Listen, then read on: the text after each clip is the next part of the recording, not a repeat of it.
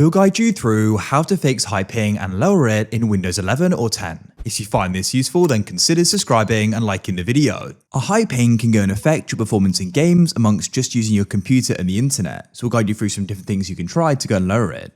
For the first way, you want to press search at the bottom, and you want to go and type in Registry Editor, like so, and click on it to open it up. You'll go and get a Windows security pop-up. In here, press the arrow to the left of HK local machine, press the arrow to the left of software, go down and find Microsoft, click the arrow to the left, come down, press the arrow to the left of Windows NT, then you can do the same for current version.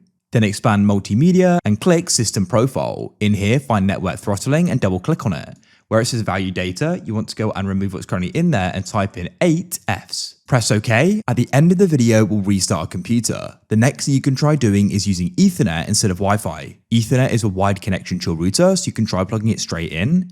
If you're far away from your router, you can get something called a power line adapter. We'll link them down below, and you can see if that goes and helps. Next, if you're currently using a VPN, you can go and turn it off. If you're unsure, you can go and open up the Windows Start button, come to your settings and press Network and Internet, find VPN, and if you see one here, you can switch it off. Next, press search at the bottom and you want to go and type in Device Manager. Find the option for network adapters and press the arrow to the left to expand it. Now, what you can do is go and find your network adapter you use. If you're not sure, you can just do this for all of them. Go and right click on it and you want to press Update Driver. Make sure if the most recent one's up to date. If there's an update, it will go and run it. What you can now do is go and restart your computer, press the Windows Start button at the bottom, press the power button and press Restart. When your computer comes back on, see if that's improved. If it still hasn't, you want to press search at the bottom and go and open up Task Manager. In Processes, you want to go and find the option for Network, and you want to go and click on it like so, and it'll then go and show you the apps using a lot of your network resources. I haven't got many right now, but if you see one, go and select it, and what you could do is go and press End Task.